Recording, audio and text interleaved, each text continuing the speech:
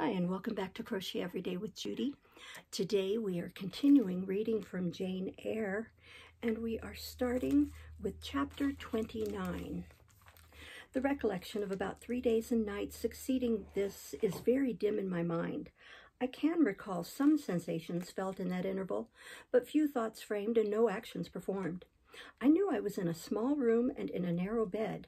To that bed I seemed to have grown. I lay on it motionless as a stone, and to have torn me from it would have been almost to kill me. I took no note of the lapse of time, of the change from morning to noon, from noon to evening.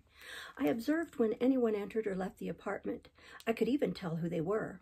I could understand what was said when the speaker stood near to me, but I could not answer. To open my lips or move my limbs was equally impossible. Hannah, the servant, was my most frequent visitor. Her coming disturbed me. I had a feeling that she wished me away, that she did not understand me or my circumstances, that she was prejudiced against me. Diana and Mary appeared in the chamber once or twice a day.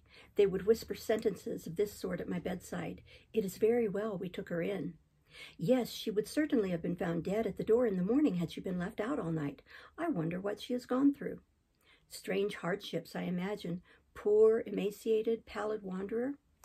She is not an uneducated person, I should think, by her manner of speaking. Her accent was quite pure, and the clothes she took off, though splashed and wet, were little worn and fine. She has a peculiar face, fleshless and haggard as it is. I rather like it, and when in good health and animated, I can fancy her physiognomy would be agreeable.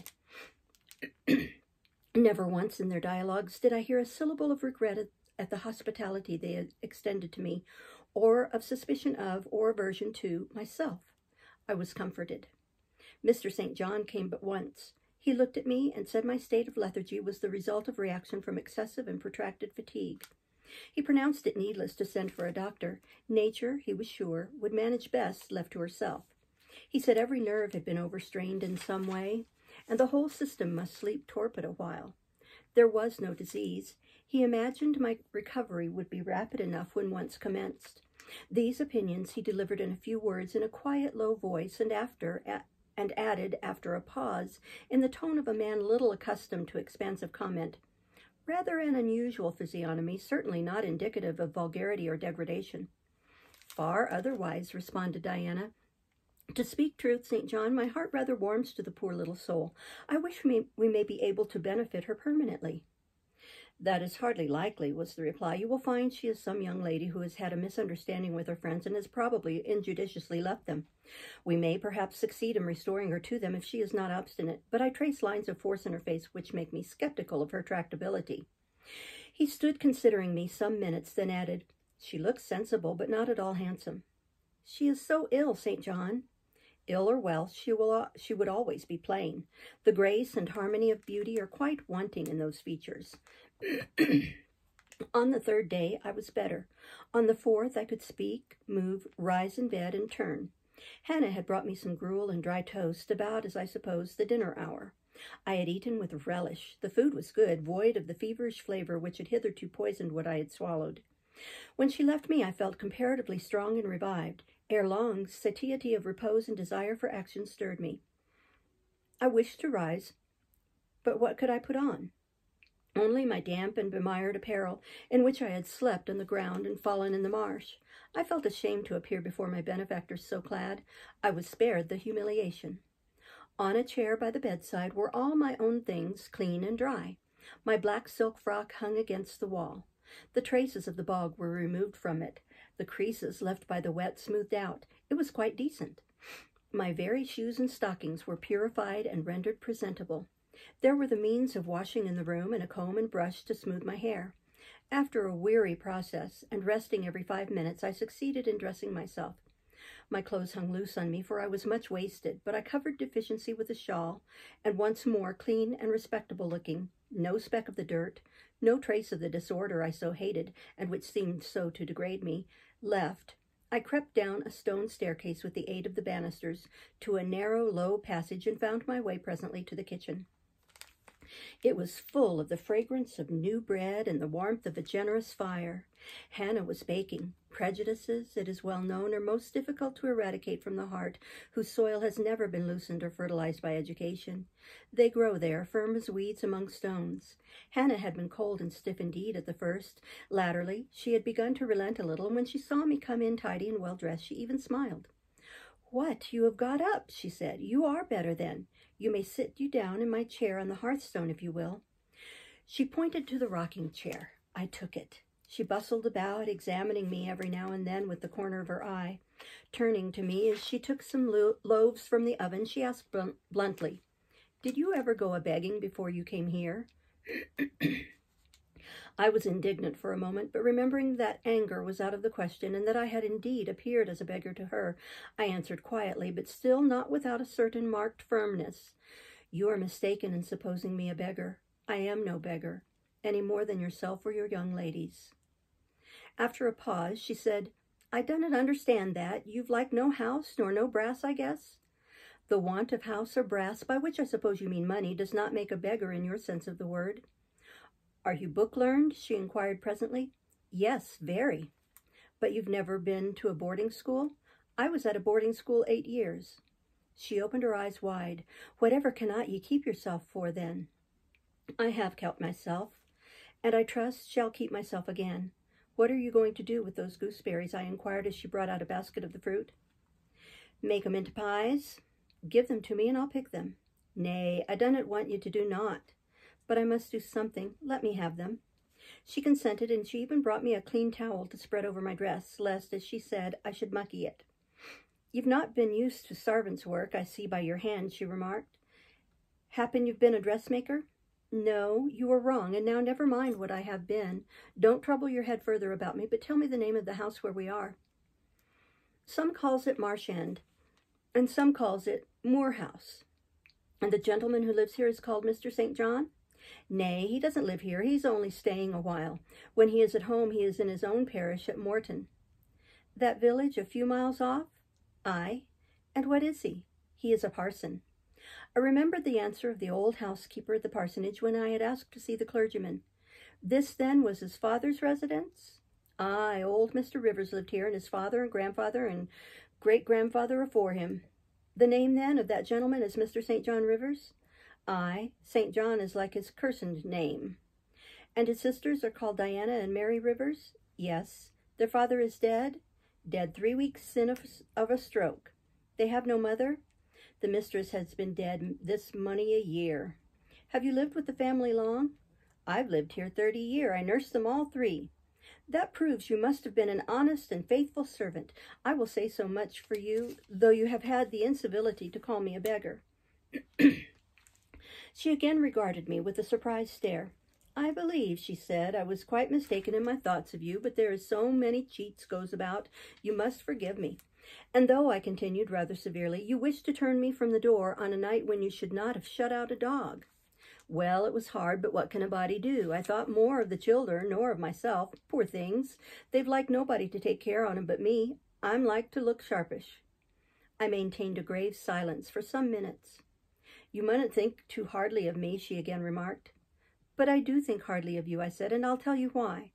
Not so much because you refused to give me shelter or regarded me as an impostor, as because you just now made it a species of reproach that I had no brass and no house. Some of the best people that ever lived have been as destitute as I am, and if you are a Christian, you ought not to consider poverty a crime.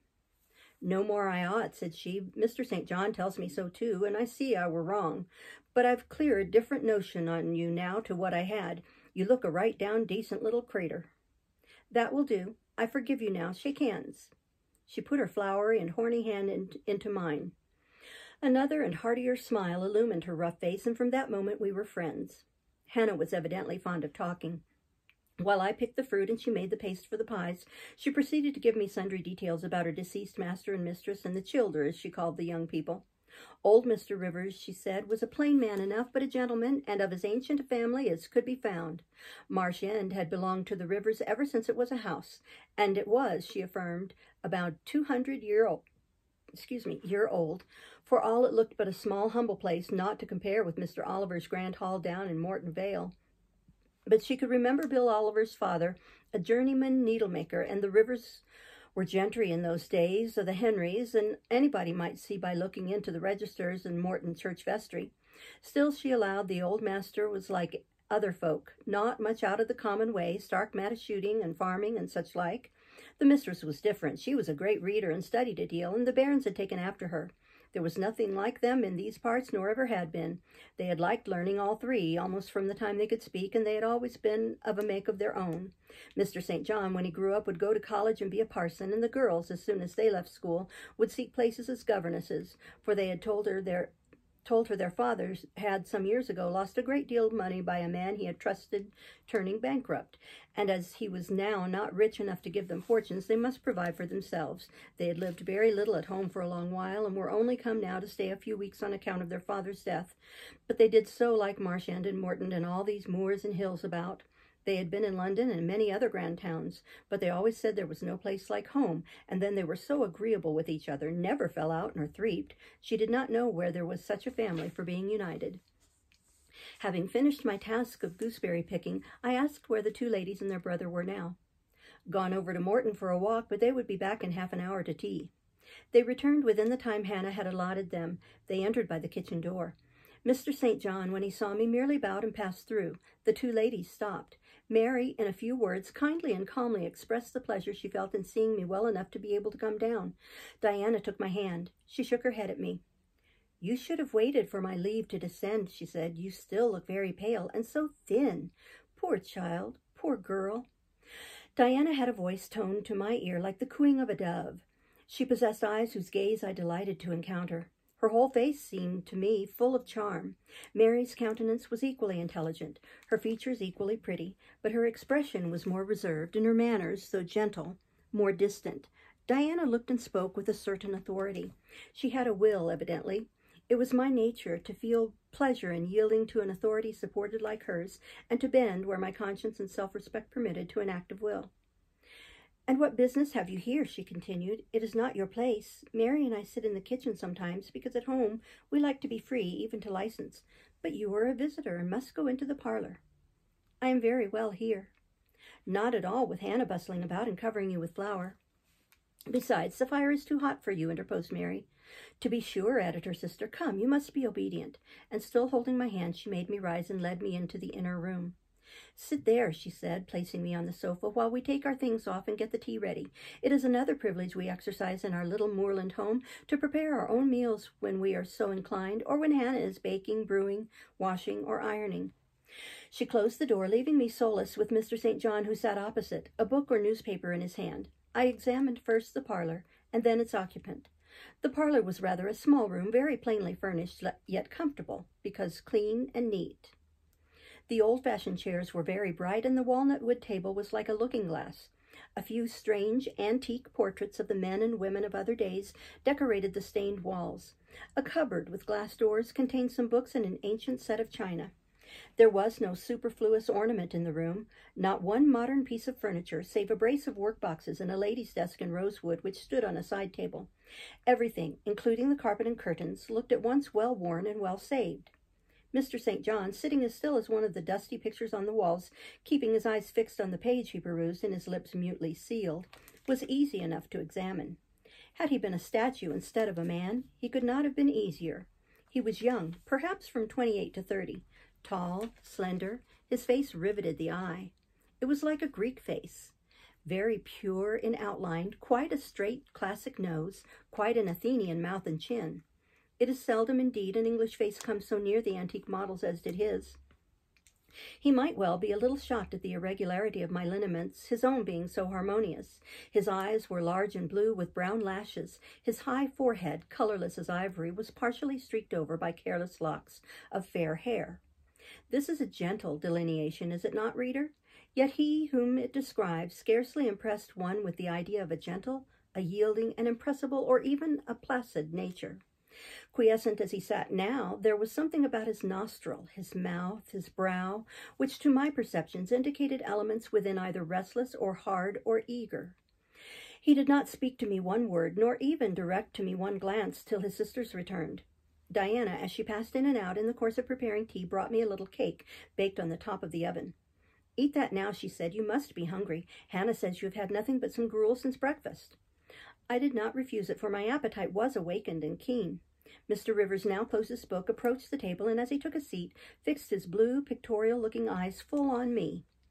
There was an unceremonious directness, a searching, decided steadfastness in his gaze now, which told that intention and not diffidence had hitherto kept it averted from the stranger. "You are very hungry," he said. "I am, sir. It is my way, it always was my way, by instinct, ever to meet the brief with brevity, the direct with plainness. It is well for you that a low fever has forced you to abstain for the last 3 days. There would have been danger in yielding to the cravings of your appetite at first. Now you may eat, though still not immoderately." "I trust I shall not eat long at your expense, sir," was my very clumsily contrived, unpolished answer. "No," he said coolly, "when you have indicated to us the residence of your friends, we can write to them and you may be restored to home." "That, I must plainly tell you, is out of my power to do, being absolutely without home and friends." The three looked at me, but not distrustfully. I felt there was no suspicion in their glances. There was more of curiosity. I speak particularly of the young ladies. St. John's eyes, though clear enough in a literal sense and a figurative one, were difficult to fathom.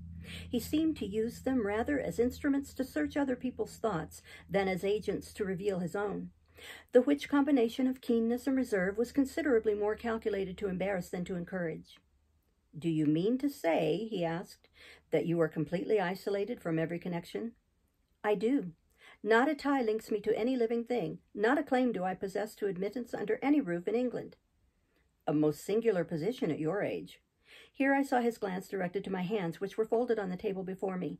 I wondered what he sought there. His words soon explained the quest. "You have never been married? You are a spinster?" Diana laughed. "Why, she can't be above 17 or 18 years old, St. John," said she. "I am near 19, but I am not married. No." I felt a burning glow mount to my face, for bitter and agitating recollections were awakened by the allusion to marriage. They all saw the embarrassment and the emotion. Diana and Mary relieved me by turning their eyes elsewhere than to my crimsoned visage, but the colder and sterner brother continued to gaze till the trouble he had excited forced out tears as well as color. "Where did you last reside?" he now asked. "You are too inquisitive, St. John," murmured Mary in a low voice, but he leaned over the table and required an answer by a second firm and piercing look. "The name of the place where and of the person with whom I lived is my secret," I replied concisely. "Which, if you like, you have, in my opinion, a right to keep both from St. John and every other questioner," remarked Diana. "Yet if I know nothing about you or your history, I cannot help you," he said. "And you need help, do you not?" "I need it, and I seek it so far, sir, that some true philanthropist will put me in the way of getting work which I can do, and the remuneration for which will keep me, if but in the barest necessities of life." "I know not whether I am a true philanthropist, yet I am willing to aid you to the utmost of my power in a purpose so honest. First, then, tell me what you have been accustomed to do and what you can do." I had now swallowed my tea. I was mightily refreshed by the beverage, as much so as a giant with wine. It gave new tone to my unstrung nerves and enabled me to address this penetrating young judge steadily. "Mr. Rivers," I said, turning to him and looking at him, as he looked at me, openly and without diffidence, "you and your sisters have done me a great service, the greatest man can do his fellow being. You have rescued me by your noble hospitality from death. This benefit conferred gives you an unlimited claim on my gratitude and a claim to a certain extent on my confidence. I will tell you as much of the history of the wanderer you have harbored as I can tell without compromising my own peace of mind, my own security, moral and physical, and that of others. I am an orphan, the daughter of a clergyman. My parents died before I could know them. I was brought up a dependent, educated in a charitable institution. I will even tell you the name of the establishment, where I passed 6 years as a pupil and 2 as a teacher. Lowood Orphan Asylum. You will have heard of it, Mr. Rivers? The Reverend Robert Brocklehurst is the treasurer." "I have heard of Mr. Brocklehurst, and I have seen the school." "I left Lowood nearly a year since to become a private governess. I obtained a good situation and was happy. This place I was obliged to leave 4 days before I came here. The reason of my departure I cannot and ought not to explain. It would be useless, dangerous, and would sound incredible. No blame attached to me. I am as free from culpability as any one of you three. Miserable I am and must be for a time, for the catastrophe which drove me from a house I had found a paradise was of a strange and direful nature. I observed but 2 points in planning my departure: speed, secrecy. To secure these, I had to leave behind me everything I possessed except a small parcel, which in my hurry and trouble of mind I forgot to take out of the coach that brought me to Whitcross. To this neighborhood, then, I came, quite destitute. I slept 2 nights in the open air and wandered about 2 days without crossing a threshold. But twice in that space of time did I taste food, and it was when brought by hunger, exhaustion, and despair, almost to the last gasp, that you, Mr. Rivers, forbade me to perish of want at your door, and took me under the shelter of your roof. I know all your sisters have done for me since, for I have not been insensible during my seeming torpor, and I owe to their spontaneous, genuine, genial compassion as large a debt as to your evangelical charity. Don't make her talk any more now, St. John, said Diana as I paused. She is evidently not yet fit for excitement. Come to the sofa and sit down now, Miss Elliot. I gave an involuntary half-start at hearing the alias. I had forgotten my new name. Mr. Rivers, whom nothing seemed to escape, noticed it at once. You said your name was Jane Elliot, he observed. I did say so, and it is the name by which I think it expedient to be called at present, but it is not my real name, and when I hear it, it sounds strange to me. Your real name you will not give? No, I fear discovery above all things, and whatever disclosure would lead to it, I avoid. You are quite right, I am sure, said Diana. Now do, brother, let her be at peace a while. But when St. John had mused a few moments, he recommenced as imperturbably and with as much acumen as ever. You would not like to be long dependent on our hospitality. You would wish, I see, to dispense as soon as may be with my sister's compassion, and above all with my charity.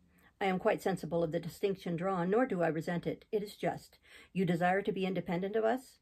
I do. I have already said so. Show me how to work, or how to seek work. That is all I ask now. Then let me go, if it be but to the meanest cottage. But till then, allow me to stay here. I dread another essay of the horrors of homeless destitution. Indeed, you shall stay here, said Diana, putting her white hand on my head. You shall, repeated Mary, in the tone of undemonstrative sincerity, which seemed natural to her. My sisters, you see, have a pleasure in keeping you, said Mr. St. John, as they would have a pleasure in keeping and cherishing a half-frozen bird some wintry wind might have driven through their casement. I feel more inclination to put you in the way of keeping yourself, and shall endeavor to do so. But observe, my sphere is narrow. I am but the incumbent of a poor country parish. My aid must be of the humblest sort, and if you are inclined to despise the day of small things, seek some more efficient succor than such as I can offer. She has already said that she is willing to do anything honest she can do, answered Diana for me. And you know, St. John, she has no choice of helpers. She is forced to put up with such crusty people as you. I will be a dressmaker. I will be a plain workwoman. I will be a servant, a nurse girl, if I can be no better, I answered. Right, said Mr. John, quite coolly. If such is your spirit, I promise to aid you in my own time and way. He now resumed the book with which he had been occupied before tea. I soon withdrew, for I had talked as much and sat up as long as my present strength would permit. We'll stop there and start next time with Chapter 30. Thank you for listening. Bye-bye.